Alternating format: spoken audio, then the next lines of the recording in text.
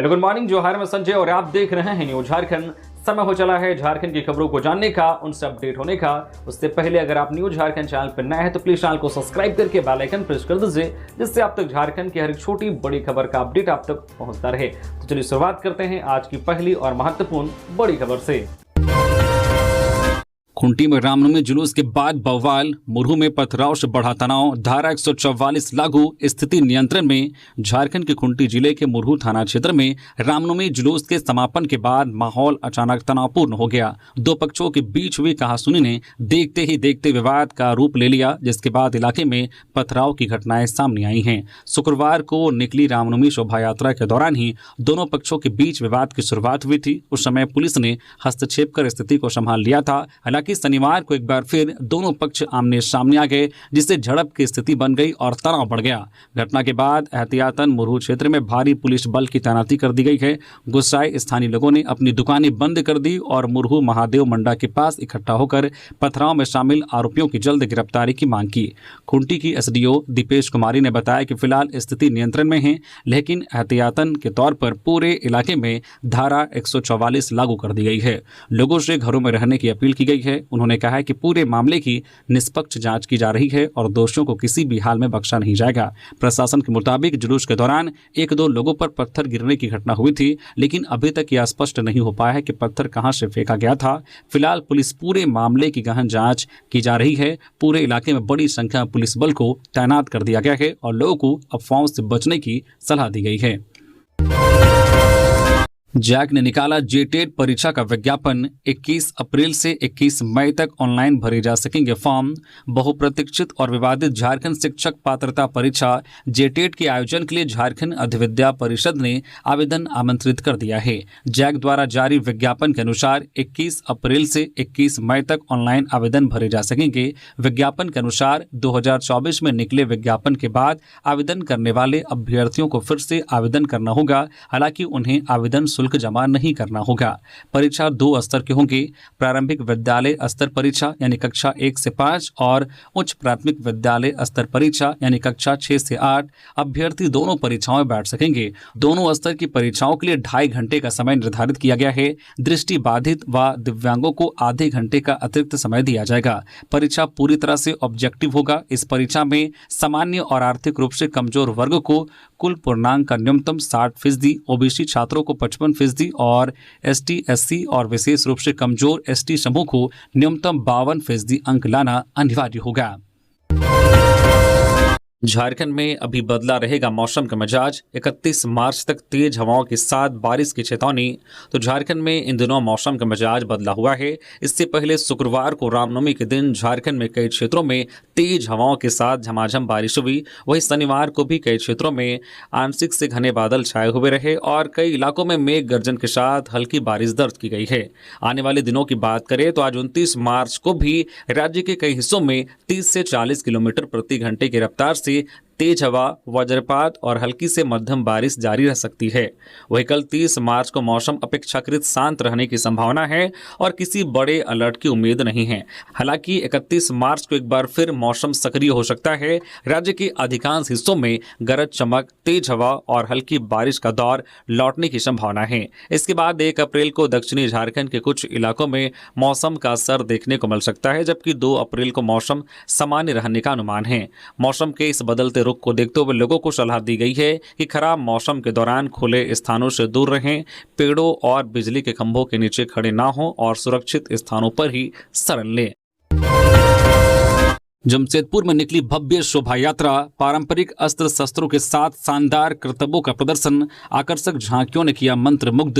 रामनवमी के अगले दिन शनिवार को जमशेदपुर के विभिन्न अखाड़ा समितियों द्वारा भव्य शोभा यात्रा निकाली गई। इस दौरान पूरे शहर में धार्मिक उत्साह और भक्ति का माहौल देखने को मिला। शोभा यात्रा में आकर्षक झांकियां सजाई गई थी, जिसमें भगवान राम, सीता, लक्ष्मण और हनुमान जी के जीवन प्रसंगों को जीवंत रूप से प्रस्तुत किया गया। इसके साथ ही अखाड़ों के युवाओं ने लाठी, तलवार और अन्य पारंपरिक शस्त्रों के साथ शानदार कर्तव्य का प्रदर्शन किया, जिसने लोगों को खूब आकर्षित किया। दोपहर बाद से ही शहर के विभिन्न इलाकों में हलचल बढ़ने लगी और शाम करीब 4 बजे के बाद एक से बढ़कर एक विभिन्न अखाड़ा समितियों द्वारा झंडा विसर्जन जुलूस निकलना शुरू हुआ। खबरों में आगे बढ़ने से पहले बात करते हैं कुछ फाइनेंस की। आप सोचते होंगे कि अमीर लोग अपनी जॉब से ही पैसे कमाते हैं, लेकिन सच यह है कि उन्होंने अपने पैसे को मल्टीपल जगह पे इन्वेस्ट किया है, जहां से उनको लगातार अर्निंग होती है, जिनमें से एक ऑप्शन है स्टॉक मार्केट। अगर आप भी स्टॉक मार्केट से कमाई करना चाहते हैं तो एक ऐसा ऐप है जो ट्रेडिंग को काफी आसान बना देता है, वो है market Ulf.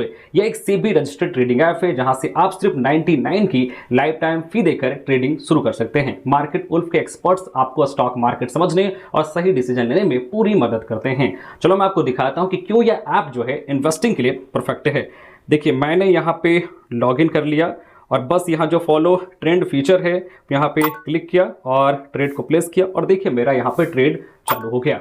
Follow trend feature में आपको रियल टाइम वो ट्रेड्स दिखते हैं जिनमें लोगों ने प्रॉफिट्स कमाया है और आप वही ट्रेड सिर्फ एक टैप में कॉपी करके ट्रेड कर सकते हैं। सबसे अच्छी बात यह है कि आप यहाँ छोटी सी इन्वेस्टेड अमाउंट से भी ट्रेडिंग शुरू कर सकते हैं। और जिनको डर लगता है कि बड़ा नुकसान हो गया तो क्या करेंगे भाई, उनका भी सॉल्यूशन है इनबिल्ड स्टॉप लॉस फीचर। मतलब जैसे ही लॉस एक लेवल तक पहुंचता है या खुद जो है स्टॉप लगा देता है ताकि आपका ज्यादा नुकसान ना हो। इधर देखिए प्रॉफिट ट्रेड के हिसाब से मूव कर रहा था, मैंने स्टॉप ट्रेड पर क्लिक किया और बस मुझे देखिए 1971 रुपए का प्रॉफिट्स बुक हो गया।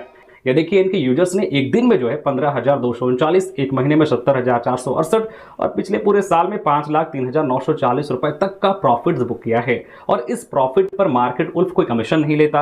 आप यहाँ गोल्ड, सिल्वर, क्रूड ऑयल और नेचुरल गैस जैसी कमोडिटीज में भी सुबह 9 से रात 12 बजे तक आसानी से ट्रेड कर सकते हो। मार्केट उल्फ ऐप के 2 मिलियन से ज्यादा डाउनलोड्स हो चुके हैं और भारत में लोग इसका इस्तेमाल करके अच्छी कमाई कर रहे हैं। तो लिंक मैंने डिस्क्रिप्शन में दिया है और कमेंट में भी पिन किया है, go and check out Market Wolf. तो चलिए बढ़ते हैं हम लोग फिर अपने खबरों की ओर। पलामू में 2 बाइक की टक्कर, 2 की मौत। हादसे में एक युवक और बच्ची घायल। नानी के घर से लौट रहा था युवक।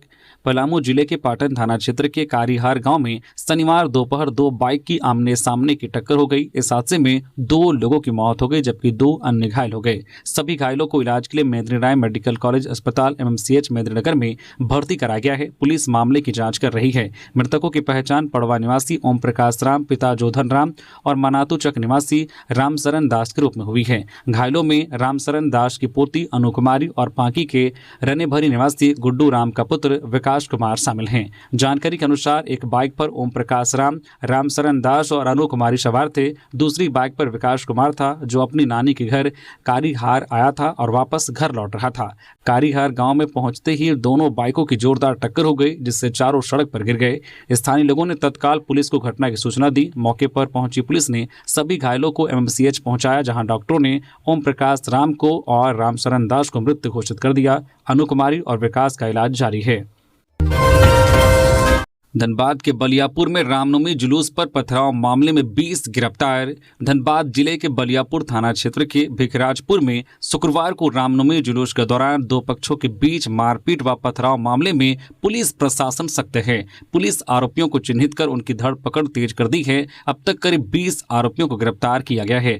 पुलिस ने पकड़े गए आरोपियों को बलियापुर बाजार व भिखराजपुर इलाके में शनिवार को कड़ी सुरक्षा के बीच पैदल घुमाया। इससे आम लोगों के बीच यह संदेश देने की कोशिश की गई है कि कानून से खिलवाड़ करने वालों को किसी भी कीमत पर बख्शा नहीं जाएगा। सिटी एसपी ऋत्विक श्रीवास्तव ने बताया कि इस मामले में अब तक 18 से 20 आरोपियों को जेल भेजा जा चुका है। करीब 40 से 50 लोगों को नामजद किया गया है। बाकी आरोपियों की गिरफ्तारी के लिए लगातार छापेमारी जारी है। मामले में प्राथमिकी दर्ज कर IPC व अन्य धाराओं के तहत कार्रवाई की जा रही है। पुलिस हर आरोपियों की पहचान कर उसे कानून के दायरे में लाने के लिए प्रतिबद्ध है। फिलहाल क्षेत्र में स्थिति नियंत्रण में है। एहतियात के तौर पर इलाके में लगातार पुलिस गश्त की जा रही है। सिटी एसपी ने आम लोगों से शांति व सौहार्द बनाए रखने की अपील की है। कहा कि अफवाहों से दूर रहें और संदिग्ध गतिविधियों की सूचना तुरंत पुलिस को दें। भीषण सड़क हादसे में बाल बाल बचे विधायक अनंत प्रताप देव। एयरबैग खुलने से टली बड़ी अनहोनी। गढ़वा जिले के भवनाथपुर विधानसभा क्षेत्र के विधायक अनंत प्रताप देव एक भीषण सड़क दुर्घटना में बाल बाल बच गए। घटना उस समय हुई जब वे अपने आवास से डंडई एक कार्यक्रम में शनिवार को भाग लेने जा रहे थे। रमना श्री बंसीधर मुख्य मार्ग पर सिरिया टोंगर मोड़ के समीप सामने से आ रही तेज रफ्तार कमांडर गाड़ी अनियंत्रित हो गई। प्रत्यक्षदर्शियों के अनुसार कमांडर वाहन ने पहले विधायक के स्कॉट वाहन को जोरदार टक्कर मारी और इसके बाद सीधे विधायक की गाड़ी से भिड़ गई। टक्कर इतनी तेज थी कि वाहन का अगला हिस्सा क्षतिग्रस्त हो गया और एयरबैग खुल गए।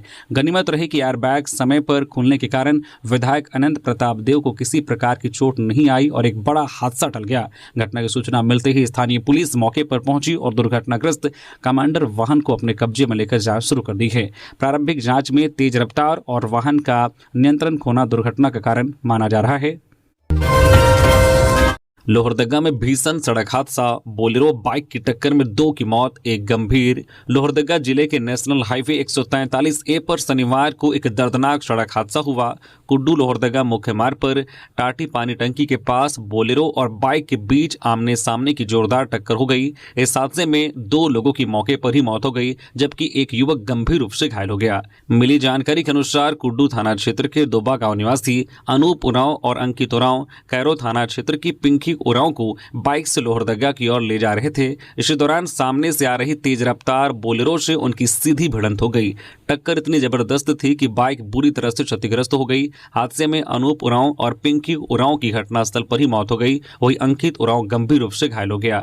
उसकी हालत चिंताजनक बताई जा रही है। सूचना मिलते ही पुलिस मौके पर पहुंची और घायल को तुरंत कुड्डू सामुदायिक स्वास्थ्य केंद्र CHC पहुंचा गया। प्राथमिक उपचार के बाद उसे बेहतर इलाज के लिए रांची रिम्स रेफर किया गया है। हादसे के बाद स्थानीय ग्रामीणों ने तत्परता दिखाते हुए बोलेरो को रोक लिया और पुलिस के हवाले कर दिया।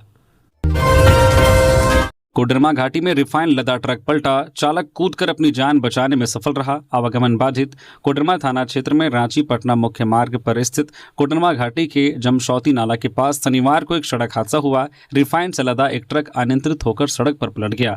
पश्चिम बंगाल के कोलकाता से रिफाइन लेकर यह ट्रक बिहार जा रहा था। कोडरमा घाटी में जमशौती नाला के सामने एक तीखे मोड़ पर चालक ने ट्रक से नियंत्रण खो दिया जिससे वह पलट गया। हादसे के बाद ट्रक में लदे रिफाइन के डिब्बे सड़क पर बिखर गए। हालांकि ट्रक चालक कूदकर अपनी जान बचाने में सफल रहा।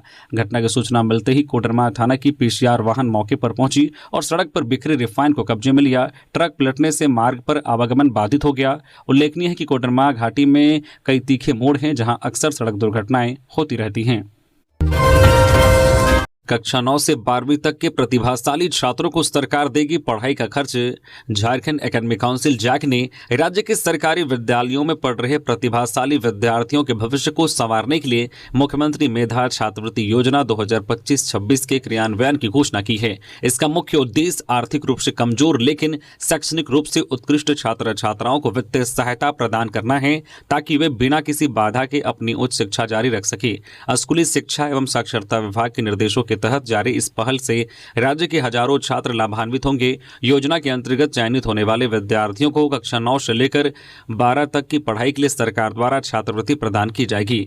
चयन प्रक्रिया को पूर्णतः पारदर्शी और योग्यता आधारित बनाने के लिए विशेष राज्य स्तरीय प्रतियोगिता परीक्षा आयोजित की जाएगी। इसमें सफल होने वाले छात्रों को उनकी मेधा के आधार पर सूचीबद्ध किया जाएगा और 4 वर्ष तक उन्हें निरंतर शैक्षणिक खर्च के लिए सहायता राशि दी जाएगी। यह कदम न केवल ड्रॉप आउट दर को कम करने में सहायक होगा बल्कि ग्रामीण क्षेत्रों के बच्चों में उच्च शिक्षा के प्रति प्रतिस्पर्धा की भावना भी जागृत करेगा। असम चुनाव में आदिवासी अस्मिता की गूंज। सीएम हेमंत ने कोकराझार में की सभा, कहा तीर धनुष आपके साथ। असम के गौशाई गांव कोकराझार में आयोजित जनसभा के दौरान आदिवासी अस्मिता और अधिकारों की जोरदार गूंज सुनाई दी। सभा में जोहार जोहार जय आदिवासी के नारों के बीच यह संदेश दिया गया है कि सदियों से शोषण और उपेक्षा झेल रहे समाज अब चुप नहीं बैठेगा बल्कि अपने हक और सम्मान के लिए निर्णायक संघर्ष करेगा। सभा को विधायक लुइस मरांडी ने संबोधित किया। इस दौरान वक्ताओं ने साफ तौर पर कहा है कि अब समय आ गया है जब वंचित और पीड़ित वर्ग अपने अधिकारों के लिए संगठित होकर मतदान मतदान के जरिए जवाब देगा। तीर धनुष को प्रतीक के रूप में प्रस्तुत करते हुए लोगों से अपील की गई है कि वे इसे अपना समर्थन और आशीर्वाद दे ताकि उनकी आवाज़ सत्ता तक पहुंच सके। गौशाई गांव और कोकराझार में हो रही इस सभा की खास बात यह रही कि लगातार बारिश के बावजूद लोगों का उत्साह कम नहीं हुआ। भारी संख्या में लोग मैदान में डटे रहे, जो यह दर्शाता है कि इस बार चुनाव केवल सत्ता परिवर्तन नहीं बल्कि सामाजिक सम्मान और पहचान की लड़ाई बन चुका है। दुष्कर्म और हत्या के विरोध में कल 30 मार्च को हजारीबाग बंद करेगी भाजपा। कांग्रेस ने जल्द गिरफ्तारी की मांग की। भाजपा प्रदेश अध्यक्ष आदित्य साहू ने कहा है कि हजारीबाग में हुई दुष्कर्म और हत्या की घटना के विरोध में 30 मार्च को बंद का आयोजन पार्टी करेगी। शनिवार को प्रदेश कार्यालय में प्रेस वार्ता कर उन्होंने राज्य सरकार को कानून व्यवस्था के मामले में फेल बताया। आदित्य साहू ने कहा कि घटना की जानकारी मिलते ही वे पार्टी के जनप्रतिनिधियों के साथ पीड़िता के गाँव गए। जो जानकारी मिली है वह पूरी तरह से रोंगटे खड़ा करने वाली और हृदय विदारक है। जब पूरे देश में रामनवमी की तैयारी चल रही थी, इसी बीच मंगलवारी जुलूस देखने गई एक गरीब मजदूर की 12 वर्षीय बेटी का अपराधी दुष्कर्म करते हैं और फिर हत्या भी कर देते हैं। 4 दिनों तक गरीब के घर जिला प्रशासन नहीं पहुंचा। हद तो तब हो गई जब मृत बेटी के मजदूर पिता को जल्द गांव आने में प्रशासन ने मदद भी नहीं की। उन्होंने कहा है कि 24 घंटे में अपराधी नहीं पकड़े गए तो 29 मार्च को हजारीबाग के सभी प्रखंडों में भाजपा कार्यकर्ता मशाल जुलूस निकालकर विरोध दर्ज करेंगे। 30 मार्च को पूरा हजारीबाग बंद करेंगे। साथ ही पूरे प्रदेश में जिला मुख्यालयों पर पार्टी की महिला मोर्चा की सदस्य धरना प्रदर्शन करेगी। हजारीबाग जिले के विष्णुगढ़ में 12 वर्षीय बच्ची से दुष्कर्म एवं हत्या की घटना पर चिंता व्यक्त करते हुए इधर प्रदेश कांग्रेस कमेटी के अध्यक्ष केशव महातो कमलेश ने दोषियों की शीघ्र गिरफ्तारी और न्याय सुनिश्चित करने की मांग की है। जेटेट 2026 में इन स्थानीय भाषाओं को मिली मान्यता। खोरठा और बांग्ला को क्षेत्रीय भाषा का दर्जा। झारखंड शिक्षक पात्रता परीक्षा जेटेट 2026 को लेकर राज्य सरकार ने बड़ा कदम उठाया है। स्कूली शिक्षा एवं साक्षरता विभाग द्वारा अधिसूचित नई नियमावली में जनजातीय और क्षेत्रीय भाषाओं को प्रमुख स्थान दिया गया है। 26 मार्च को सरकारी गजट में प्रकाशित इस नियमावली के तहत राज्य के सभी 24 जिलों के लिए भाषाओं की जिलावार सूची जारी की गई है, जिससे स्थानीय भाषाओं को शिक्षा व्यवस्था में मजबूती मिलेगी। जारी सूची के अनुसार राजधानी रांची में कुड़ुख, मुंडारी, खड़िया और भूमि जैसी जनजातीय भाषाओं के साथ नागपुरी, पंच परगनिया, कुरमाली और बांग्ला को क्षेत्रीय भाषा के रूप में शामिल किया गया है। लोहरदगा, गुमला, सिमडेगा, लातेहार, पलामू और गढ़वा में मुख्य रूप से कुड़ुख और नागपुरी को प्राथमिकता दी गई है। सिंहभूम क्षेत्र के जिलों में संथाली, हो, मुंडारी और भूमि जैसी भाषाओं को मान्यता मिली है। वही कुरमाली, उड़िया और बांग्ला क्षेत्रीय भाषाओं में शामिल हैं। संथाल परगना में संथाली प्रमुख जनजातीय भाषा के रूप में उभरी है, जबकि खोरठा और बांग्ला को क्षेत्रीय भाषा का दर्जा दिया गया है। हजारीबाग, कोडरमा, चतरा और बोकारो जैसे जिलों में संथाली और कुड़ुख के साथ नागपुरी, खोरठा और कुरमाली को मान्यता दी गई है। वही धनबाद, गिरिडीह और देवघर में भी इसी पैटर्न को अपनाया गया है।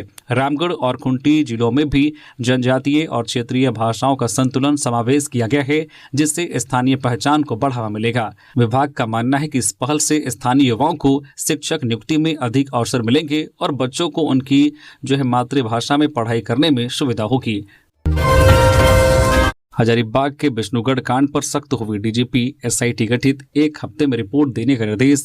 हजारीबाग जिला के विष्णुगढ़ थाना क्षेत्र में 12 वर्षीय बच्ची की निर्मम हत्या के मामले को डीजीपी तदासा मिश्रा ने बेहद गंभीरता से लिया है। इस जघन्य अपराध के लिए विशेष जांच दल एसआईटी का गठन किया गया है। डीजीपी के निर्देश पर गठित इस एसआईटी का नेतृत्व प्रशिक्षु आईपीएस नागरगोजे शुभम भाव साहिब को सौंपा गया है। टीम में डीएसपी बैजनाथ प्रसाद और विष्णुगढ़ थाना प्रभारी सपन महता को भी शामिल किया गया है। डीजीपी ने मामले की गहन जांच करते हुए 1 सप्ताह के भीतर पूरी रिपोर्ट देने का स्पष्ट निर्देश दिया है। पुलिस टीम को सभी पहलुओं पर तेजी से काम करने और दोषियों को जल्द से जल्द गिरफ्तार करने का निर्देश दिया गया है। धनबाद कोर्ट को फिर मिली बम से उड़ाने की धमकी, वकीलों में दहशत। धनबाद जिला समाहरणालय को एक बार फिर शनिवार को बम से उड़ाने की धमकी मिली। यह लगातार चौथी बार है जब कोर्ट को ईमेल के जरिए धमकी दी गई है। हर बार की तरह इस बार भी सूचना मिलते ही कोर्ट परिसर में अफरा तफरी मच गई और न्याय कार्य प्रभावित हुआ। लगातार मिल रही धमकियों ने वकीलों और आम लोगों के बीच भय का माहौल पैदा कर दिया है। अधिवक्ताओं का कहना है कि वे अपनी सुरक्षा के साथ साथ कोर्ट आने वाले आम नागरिकों की सुरक्षा को लेकर भी चिंतित हैं। बार एसोसिएशन के अध्यक्ष राधेश्याम गोस्वामी ने मामले को गंभीर बताते हुए केंद्र और राज्य सरकार से ठोस कार्रवाई की मांग की है। उन्होंने कहा कि जब खुफिया तंत्र पहले से ऐसी सूचनाएं पकड़ने में सक्षम है तो इन घटनाओं को रोकने में चूक क्यों हो रही है। उन्होंने यह भी कहा है कि हर बार की धमकी के बाद कोर्ट परिसर को पुलिस छावनी में तब्दील कर दिया जाता है, लेकिन इसके बावजूद बार बार ऐसी घटनाएं होना सुरक्षा व्यवस्था पर सवाल खड़े करता है। जमशेदपुर में 40 करोड़ की ठगी करने वाला बिल्डर रांची से गिरफ्तार। जमशेदपुर शहर और आसपास के इलाकों में रियल एस्टेट के नाम पर बड़े पैमाने पर ठगी करने वाला बिल्डर अजय अग्रवाल को आखिरकार पुलिस ने गिरफ्तार कर लिया है। आरोप है कि उसने जमशेदपुर और सरायकेला खारसमा के कई लोगों को फर्जी जमीन के कागजात दिखाकर प्लॉट बुकिंग के नाम पर करीब 40 करोड़ रुपए की ठगी की और फरार हो गया था। पुलिस सूत्रों के मुताबिक आरोपी लंबे समय तक लगातार अपना ठिकाना बदलता रहा। कभी गुजरात के वापी तो कभी हैदराबाद के इंदौर में छिपकर रह रहा था। काफी समय तक पीछा करने के बाद साक्षी पुलिस ने उसे रांची के एक होटल से दबोच लिया। गिरफ्तारी के बाद आरोपी को जमशेदपुर न्यायालय में पेश किया गया, जहां से उसे न्यायिक हिरासत में जेल भेज दिया गया। निचली अदालत ने उसकी जमानत अर्जी भी खारिज कर दी है। रांची के इन इलाकों में 48 घंटे बाधित रहेगी जलापूर्ति। विभाग ने की ये अपील। राजधानी रांची के कई इलाकों में कल 30 मार्च से 31 मार्च तक पानी की सप्लाई पूरी तरह से बाधित रहेगी।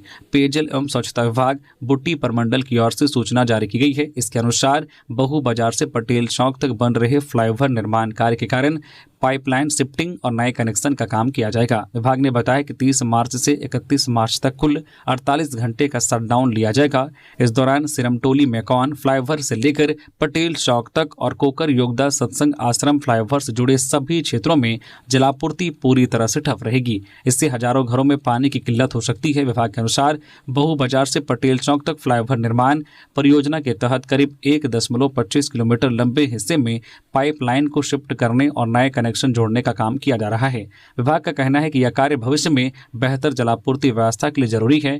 पेयजल एवं स्वच्छता विभाग ने आम लोगों से अपील की है कि वे पहले से पानी का पर्याप्त भंडारण कर ले, ताकि 48 घंटे के इस शटडाउन के दौरान किसी तरह की परेशानी का सामना न करना पड़े। विभाग ने असुविधा के लिए खेद भी जताया है। IIM रांची का 15वां दीक्षांत समारोह सफलता केवल आर्थिक उपलब्धि नहीं। उपराष्ट्रपति भारतीय प्रबंधन संस्थान IIM रांची का 15वां दीक्षांत समारोह शनिवार को आयोजित किया गया। समारोह में भारत के उपराष्ट्रपति CP राधाकृष्णन मुख्य अतिथि के रूप में शिरकत की। वहीं विशिष्ट अतिथि के रूप में झारखंड के राज्यपाल संतोष कुमार गंगवार, राज्यसभा के पूर्व उपसभापति हरिवंश नारायण सिंह, रक्षा राज्य मंत्री संजय सेठ और राज्य के मंत्री सुदेव कुमार शामिल हुए। इस अवसर पर कुल 558 छात्रों को विभिन्न पाठ्यक्रमों में डिग्रियां प्रदान की गई। इनमें 26 PhD, 11 PhD एग्जीक्यूटिव सहित MBA HRM, MBA BA, MBA executive और इंटीग्रेटेड प्रोग्राम IPM के छात्र शामिल रहे। इस मौके पर उपराष्ट्रपति CP राधाकृष्णन ने छात्रों को ईमानदारी, जिम्मेदारी और समाज सेवा के मूल्यों को अपनाने की सलाह दी। उन्होंने कहा कि सफलता केवल आर्थिक उपलब्धि नहीं, बल्कि संतुलन और खुशहाल जीवन भी है। पलामू में रामनवमी पर डीजे की तेज आवाज से महिला बीमार, कई दुकानों और घरों के शीशे टूट गए। यूपी MP से मंगाए गए डीजे किए गए जब्त। पलामू पुलिस ने रामनवमी के दौरान तेज आवाज में डीजे बजाने और सुरक्षा नियमों की अनदेखी करने पर कड़ी कार्रवाई की गई है। पुलिस ने उत्तर प्रदेश और मध्य प्रदेश से मंगाए गए 2 डीजे सिस्टम जब्त किए गए हैं। यह कार्रवाई एक बुजुर्ग महिला की बीमार पड़ने और संपत्ति को नुकसान पहुंचने की शिकायत के बाद की गई। बताया गया कि 2 दिनों तक निर्धारित सीमा से अधिक तेज आवाज में डीजे बजाए गए। इससे कई दुकानों और घरों के शीशे भी टूट गए। शुक्रवार देर रात शहर थाना क्षेत्र के BL वाटिका से गुजरते समय डीजे शगुन और डीजे नटराज के बीच साउंड कंपटीशन चल रहा था। इस दौरान होटल निर्वाणा के मालिक अमित आनंद की बुजुर्ग मां, जो हृदय रोग से पीड़ित है और जिनका पहले हार्ट ऑपरेशन हो चुका है, डीजे की तेज आवाज के कारण अचानक बीमार पड़ गई। उनकी हालत गंभीर होने पर उन्हें तुरंत एक निजी अस्पताल में भर्ती कराया गया, जहां समय रहते उनकी जान बचाई जा सकी। इस घटना के बाद अमित आनंद ने दोनों डीजे संचालकों के खिलाफ थाने में FIR दर्ज कराई। शिकायत के आधार पर पुलिस ने त्वरित कार्रवाई की। रामनवमी उत्सव समाप्त होने के बाद शनिवार को दोनों डीजे सिस्टम जब्त किए गए। डीजे संचालक अपने सामान को ट्रक में लोड कर शहर से निकलने ही वाले थे कि पुलिस ने उन्हें रोक लिया। रांची में विसर्जन यात्रा में उमड़ा भक्तों का जन सैलाब, नम आंखों से दी विदाई। मां चैती दुर्गा पूजा पंडाल भूताहा तालाब में स्थापित मां दुर्गा की प्रतिमा का विसर्जन यात्रा निकाली गई। इस दौरान भक्तों का सैलाब उमड़ पड़ा। हजारों श्रद्धालुओं की मौजूदगी में पूरा शहर भक्तिमय माहौल में सराबोर नजर आया। मुख्य पुजारी सुभाष चंद्र मिश्रा ने विधि विधान के साथ पूजा संपन्न कराई, जिसके बाद श्रद्धालुओं के बीच प्रसाद का वितरण किया गया। मंदिर प्रांगण से शुरू हुई विसर्जन यात्रा रांची के महावीर चौक, नागा बाबा खटाल, ग्वाला टोली, फिरायलाल, लालपुर, डंगरा टोली और सरजना चौक होते हुए चडरी तालाब पहुंची, जहां मां दुर्गा का विधिवत विसर्जन किया गया। यात्रा में झंडा झांकी, ढोल नगाड़े, अस्त्र शस्त्र प्रदर्शन और छौ नृत्य आकर्षण का केंद्र रहा। मां काली के जीवंत स्वरूप और चलंत झांकियों ने श्रद्धालुओं को मंत्रमुग्ध कर दिया। वहीं बिक्की छाबड़ा और उनकी टीम द्वारा प्रस्तुत भजन संगीत पर श्रद्धालुओं को झूमने पर मजबूर कर दिया। पुलिस को लगी बड़ी सफलता। रांची के हरिहर सिंह इलाके के एक घर से जब्त किए गए 14 सिलेंडर। देश में जहां एक तरफ सभी परिवार एलपीजी गैस संकट से परेशान हैं, वहीं दूसरी तरफ कुछ लोग ऐसे भी हैं जो लोगों की मुसीबत के समय में साथ नहीं देकर खुद का पेट भरने में लगे हैं। इसी से जुड़ी एक खबर रांची के बरियातू से निकलकर सामने आई है। बताया जा रहा है कि बरियातू के हरिहर सिंह इलाके में एक घर से पुलिस ने 14 सिलेंडर जब्त किए हैं। पुलिस ने गुप्त सूचना के आधार पर छापेमारी करते हुए यह कार्रवाई की है। पुलिस को गुप्त सूचना मिली थी कि बरियातू के हरिहर सिंह में कालाबाजारी चल रही है। इस सूचना को गंभीरता से लेते हुए पुलिस ने जो ट्रैप बिछाते हुए छापेमारी को अंजाम दिया है। बताया जा रहा है कि 2400 रुपए में एक सिलेंडर की डील हुई थी। साथ ही चौंकाने वाली बात यह है कि ब्लैक में सिलेंडर खरीदने के लिए अधिकारी खुद ग्राहक बन गए थे। वही कार्रवाई करते हुए पुलिस ने ब्लैक में सिलेंडर बेचने वाले को रंगे हाथों पकड़ लिया है। गढ़वा में रामनवमी में बवाल के बाद पुलिस का हंटर, 72 नामजद और 200 से अधिक अज्ञात पर एफआईआर, 20 को जेल। गढ़वा जिले के रमकंडा में रामनवमी जुलूस के दौरान हुए विवाद मामले में बड़ी कार्रवाई करते हुए पुलिस ने दोनों पक्षों के खिलाफ प्राथमिकी दर्ज कर ली है। इस मामले में कुल 72 लोगों को नामजद आरोपी बनाया गया है, जबकि 200 से 220 अज्ञात लोगों के विरुद्ध भी केस दर्ज किया गया है। नामजद आरोपियों में हिंदू पक्ष के 21 और मुस्लिम पक्ष के 51 लोग शामिल हैं। वही अज्ञात आरोपियों में दोनों पक्षों के करीब 200 से ज्यादा लोगों को आरोपी बनाया गया है। दर्ज प्राथमिकी के अनुसार 25 मार्च को रामनवमी जुलूस साउंड सिस्टम के साथ कोवाखो स्थित चबूतरे की ओर जा रहा था। इसी दौरान बिचला टोला में मुस्लिम समुदाय के कुछ लोगों ने जुलूस को आगे बढ़ने से रोक दिया। इसका हिंदू पक्ष ने कड़ा विरोध किया, जिससे दोनों पक्षों के बीच तनाव बढ़ गया। हालांकि मौके पर मौजूद पुलिस ने मामला गंभीर होने से पहले ही स्थिति को नियंत्रण में कर लिया। घटना के विरोध में 26 मार्च को रमकंडा के मनमोहर चौक पर हिंदू समुदाय द्वारा धरना प्रदर्शन किया गया। उसी दिन शाम को जब फिर से रामनवमी जुलूस कोवाखो की ओर बढ़ रहा था, उसी वक्त पथराव हो गया। स्थिति को नियंत्रित करने के लिए पुलिस हल्का बल प्रयोग कर आंसू गैस के गोले छोड़े। पथराव में कई पुलिसकर्मी भी घायल हुए थे। घटना के बाद गुरुवार रात से ही पुलिस ने मोर्चा संभाला। पलामू डीआईजी किशोर कौशल और एसपी जो अमन कुमार ने भी देर रात घटनास्थल पर पहुंचे। इसके बाद पुलिस ने पूरी रात छापेमारी अभियान चलाकर कुल 20 लोगों को गिरफ्तार कर जेल भेज दिया। मोरहाबादी मैदान में सजा international trade fair, Kalpana Soren ने किया उद्घाटन। रांची के मोरहाबादी मैदान में 17वें India international mega trade fair का भव्य शुभारंभ शनिवार को हुआ। इस मौके पर कांडे विधायक कल्पना सोरेन ने फीता काटकर मेले का उद्घाटन किया और कहा कि ऐसे आयोजनों से लोगों को नेशनल और इंटरनेशनल उत्पादों को देखने और खरीदने का अवसर मिलता है। उन्होंने कहा कि रांची में आयोजित यह ट्रेड फेयर आने वाले समय में झारखंड के लिए एक बड़ा प्लेटफॉर्म बनेगा। अपने पुराने अनुभव साझा करते हुए उन्होंने बताया है कि वह पहले भी इस मेले में खरीदारी करने आती रही है, जिससे उनका इस आयोजन से खास लगाव है। कल्पना सोरेन ने कहा कि झारखंड आज तेजी से विकसित राज्य के रूप में उभर रहा है और उद्योग व्यापार के क्षेत्र में असीम संभावनाएं हैं। उन्होंने हेमंत सोरेन की वैश्विक यात्राओं का जिक्र करते हुए कहा है कि राज्य को अंतर्राष्ट्रीय स्तर पर पहचान दिलाने में यह प्रयास महत्वपूर्ण साबित हुए हैं। रांची के एयरपोर्ट इलाके से भारी मात्रा में अवैध शराब बरामद, होटल मालिक गिरफ्तार। अवैध शराब के कारोबार के खिलाफ रांची पुलिस ने बड़ी कार्रवाई की है। शनिवार को एयरपोर्ट थाना की पुलिस टीम ने कार्रवाई करते हुए राजू साहू के होटल से 204 बोतल अवैध शराब बरामद किया गया है।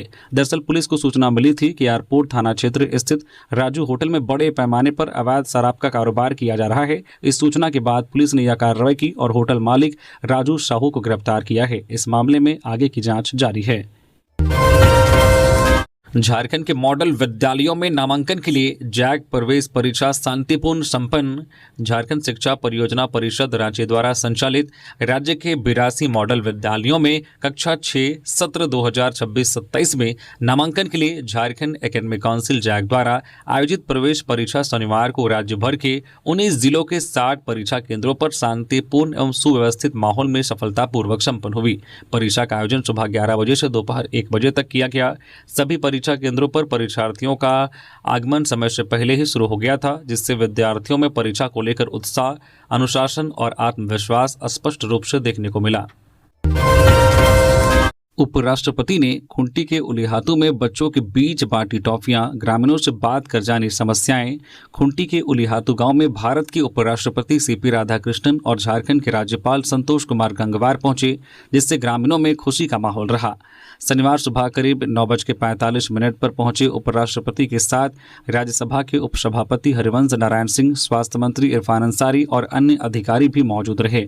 उन्होंने कोरोन पाहन की अगुवाई में पूजा अर्चना कर और बिरसा मुंडा की प्रतिमा पर माल्यार्पण कर श्रद्धांजलि दी। इसके बाद उन्होंने बिरसा मुंडा के वंशजों सुखराम मुंडा, बुधराम मुंडा, जंगल मुंडा, कानू मुंडा आदि से बातचीत कर उनका हालचाल जाना। वंशजों ने उन्हें मांग पत्र सौंपकर बेहतर आवास और बच्चों की उच्च शिक्षा की व्यवस्था करने की मांग की। साथ ही ग्राम प्रधान की ओर से दिए गए मांग पत्र में गांव को पर्यटन स्थल के रूप में विकसित करने और बुनियादी सुविधाएं उपलब्ध कराने की बात रखी गई है।